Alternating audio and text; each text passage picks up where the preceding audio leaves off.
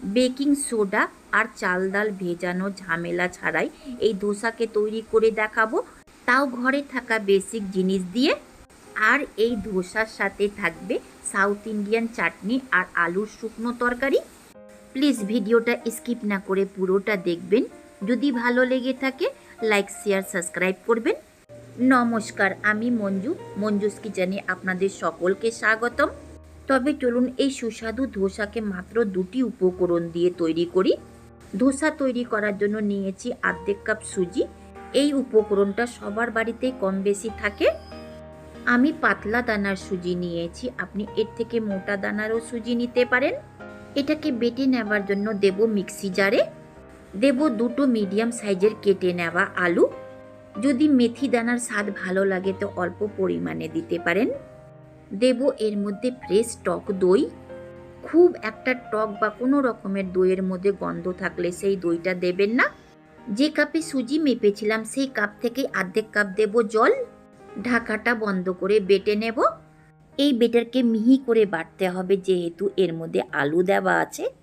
দেখুন একদমই মিহি করে বেটে নিয়েছি।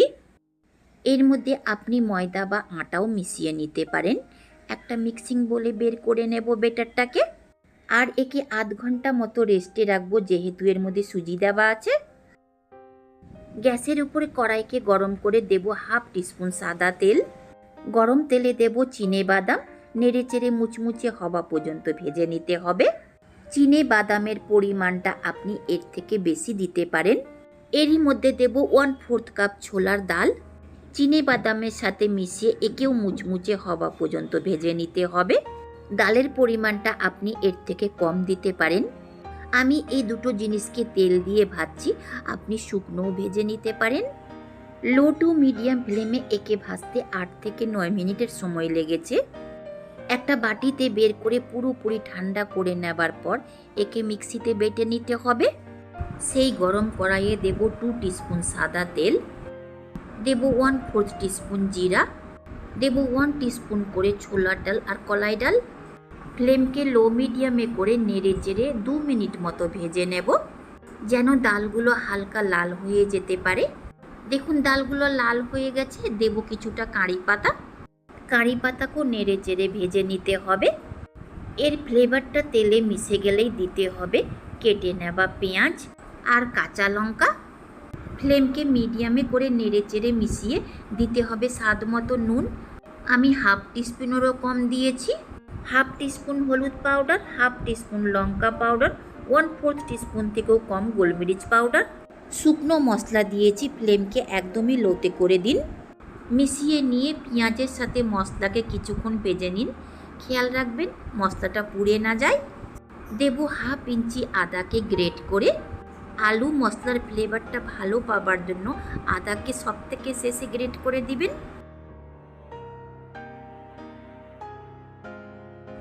আদাকে ভাজার দরকার নেই, শুধু একে মিশিয়ে দিতে হবে। দেব এর মধ্যে সেদ্ধ করা আলু। আপনি ভেঙে নিয়েও দিতে পারেন, আমি পিসে কেটে দিয়েছি। ভালো করে নেড়ে চেড়ে মেশাতে হবে। আর একে ঢাকা দিয়ে রান্না করুন। ভাপে কিছুক্ষণ রান্না হতে গেলে লবণের ফ্লেভারটা আলুর ভেতর পর্যন্ত যাবে। 1 থেকে 2 মিনিটের পর ঢাকাটা সরিয়ে ভালো করে নেড়ে দিয়ে এইভাবে আলুগুলোকে ভেঙে দিন।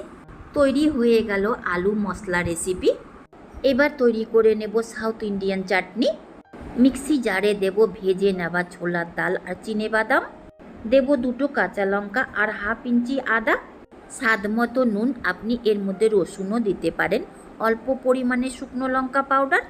আর ফ্রেশ টক দই, এর বদলে আপনি তেঁতুলও দিতে পারেন। যদি দইয়ের মধ্যে টকের পরিমাণটা কম থাকে তো আপনি একটু লেবুর রসও দিতে পারেন। ঢাকাটা বন্ধ করে বেটে নিতে হবে।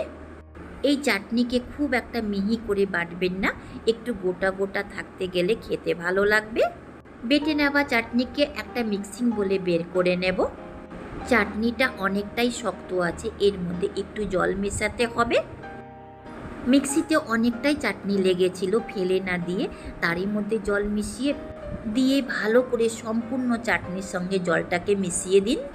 বাড়িতে তৈরি করা দইয়ের মধ্যে টকের পরিমাণটা কম ছিল, তাই আলাদা করে লেবুর রসটা মেশাবো। লেবুর রসের সাথে চাটনিকে ভালো করে মিশিয়ে দিন। এবার এর মধ্যে তড়কা লাগাতে হবে। তড়কাটা না লাগালে এই চাটনি খেতে খুব একটা স্বাদ লাগবে না। তড়কা লাগাবার জন্য কড়াইকে গরম করে নিন। দিন সাদা তেল। তেলের পরিমাণটা একটু বেশি দিতে হবে। দেব 2 শুকনো লঙ্কা, 1 টিস্পুন কলাই ডাল, 1 টেবিল স্পুন কালো সরষা। এই তড়কাকে প্রথমে চটকানো পর্যন্ত ভেজে নিতে হবে। তারপর দিন 1 চুটকি মতো হিং, ফ্লেভারটা ভালো পাবেন। শেষে কারি পাতা দিয়ে চটকানো পর্যন্ত ভেজে নিন।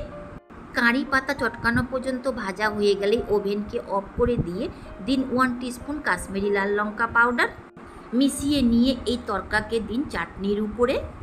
তৈরি হয়ে গেল ইডলি ধোসার সঙ্গে খাবার সাউথ ইন্ডিয়ান চাটনি। এই চাটনিকে আপনি 5 থেকে 6 দিন ফ্রিজে রেখে শুধু ইডলি ধোসা নয়, রুটির সঙ্গেও খেতে পারেন। তড়কার সঙ্গে চাটনিকে ভালো করে মিশিয়ে দিন। সুজি আর আলু দিয়ে যে বেটারটা তৈরি করেছিলাম দেখুন একটু গাঢ় হয়ে গেছে। এর মধ্যে দেব 1/2 টিস্পুন বেকিং পাউডার। আপনি এর বদলে বেকিং সোডাও ব্যবহার করতে পারেন। স্বাদ মতো নুন দিয়ে একই দিকে ঘুরিয়ে ঘুরিয়ে ভালো করে এই বেটারটাকে ফেটিয়ে নিতে হবে। 5 থেকে 6 মিনিট ফেটাবেন। যদি আপনার ইচ্ছে হয় এর মধ্যে আটা বা ময়দাও মিশাতে পারেন। দেখুন বেটারটাকে ফেটিয়ে নেবার পর এই রকম পাতলা হয়েছে। এর মধ্যে আমি একটুকু জল মিশাইনি। ধোসা তৈরি করার জন্য এতটা পাতলা বেটারই পারফেক্ট। এর থেকে বেশি জল মেশাতে গেলে ধোসাগুলো ভালো হবে না। তাওয়াকে ফুল ফ্লেমে আগেই গরম হতে বসিয়ে দিয়েছিলাম।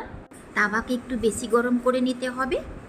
তারপর দিন অল্প পরিমাণে সাদা তেল। একটা পরিষ্কার কাপড় বা টিস্যু পেপার দিয়ে তেলকে তাওয়ার চারিদিকে লাগিয়ে দিন। আমি টিস্যু পেপারের জায়গাতে পরিষ্কার কাপড় নিয়েছি।